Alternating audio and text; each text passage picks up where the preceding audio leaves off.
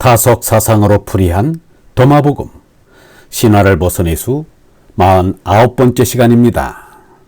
오늘은 자기 눈 속의 들보를 보라, 자기 눈 속의 들보를 보라라는 제목으로 말씀드리겠습니다. 경애하는 얼번 여러분, 도마복음 26번째 말씀은 이러합니다. 말씀 26. 예수가 말하기를 너희는 너희 형제의 눈 속에 티는 보지만 너희 자신의 눈 속에 들보는 보지 못한다. 너희가 너희 눈 속에 들보를 집어낼 때 너희 형제의 눈 속에 티를 뽑을 수 있도록 분명하게 보일 것이다. 이와 같은 말씀이 공관복음에도 나와 있습니다. 짐승의 세계에는 바르고 그런 것이 없으니 죄악도 없습니다. 치타가 새끼 영양을 잡아먹었다고 해서 도덕적인 시비가 붙지는 않습니다. 그런데 사람의 경우는 다릅니다. 엄연히 도덕이 있고 법률이 있어서 그에 어긋나면 비판을 받고 형벌을 받습니다. 왜냐하면 사람은 애초 짐승 성질을 가지고 태어났으나 이 짐승 성질을 누르고 없애는 도덕이 있기 때문입니다. 여문은 이렇게 말하였습니다. 사람이 이루어야 할 것은 얼라이다. 얼라는 몸나가 지닌 수성의 덫을 눌러 다스리는 힘이다. 짐승 성질은 덫은 우리가 얼라의 뜻을 쫓으려는 것을 막는다. 우리는 얼라를 받들고 가야 한다. 얼라가 참나인 하느님이시기 때문이다. 우리는 짐승 성질인 삼독을 찢고 거룩하고 깨끗하게 되기 위해서 얼라를 머리 위에 이어야 한다. 우리가 얼라를 머리 위에 받들어 일 때는 하나님 아버지처럼 온전해질 수가 있다.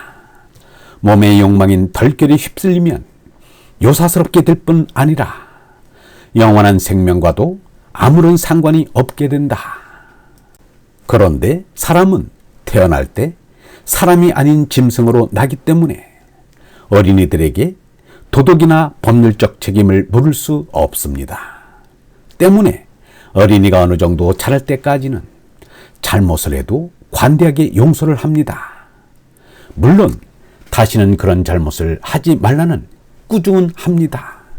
그것이 곧 교육입니다. 어릴 때 하는 노릇은 짐승의 버릇이라고 한다.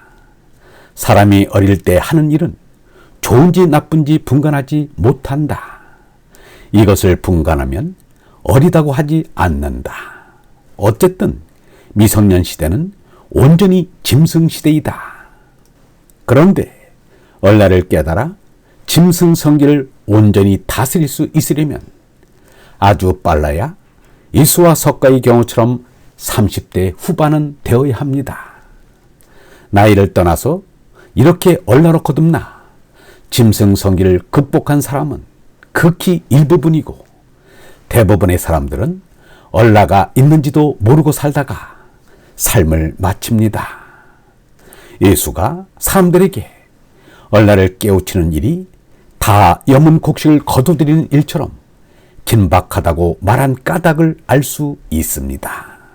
보통 20세가 되면 다 자란 이로 보아 법률상 한 사람의 책임을 지우는 것이 국가의 법률입니다. 그러나 사회 질서를 유지하기 위해 몸뚱이만 컸지 정신은 아직 유치한 사람들을 타일적 법률로 제재를 가하는 게 현실입니다. 예수와 석가를 볼 때 이것은 무리한 일입니다. 얼라를 깨닫도록 가르치지 않고 잘못했을 때 오직 처벌만 하겠다는 것은 무지막지한 처사인 것입니다. 그래서 예수는 제자들이 다음과 같이 제 형제가 저에게 잘못을 저지르면 몇 번이나 용서해 주어야 합니까? 7번이면 되겠습니까? 하고 묻자 7번뿐 아니라 7번씩 70번이라도 용서하여라 라고 하였습니다. 얼마나 자연스럽고 지혜로운 말씀인가. 아직 얼라로 깨닫지 못하여 짐승 상태에 머물러 있는데 이런 자에게 법률상 책임을 물어 처벌하겠다는 것은 현명치 못한 일입니다. 노자도 이렇게 말하였습니다.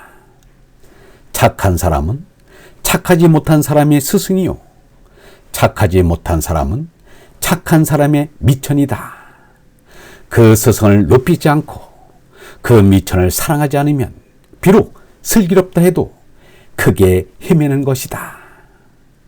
예수와 노자의 생각은 아주 절묘하게 일치합니다. 두 사람의 생각은 두말할 필요 없이 합리적입니다. 얼번 여러분, 사람이 얼라를 깨닫기 전에는 짐승과 다를 바가 없습니다. 짐승 성질이 그 사람의 정신을 지배하기 때문입니다.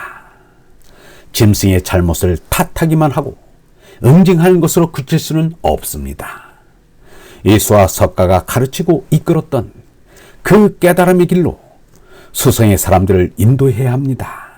그것이 우리가 석가에게 배우고 예수에게서 깨닫게 된 것에 대한 본입니다.